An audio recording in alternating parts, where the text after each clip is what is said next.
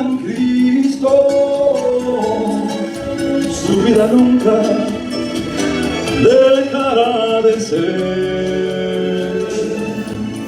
La vida suyo cuídala con amor, muy delicada, en flores muertas, en su mi Dios.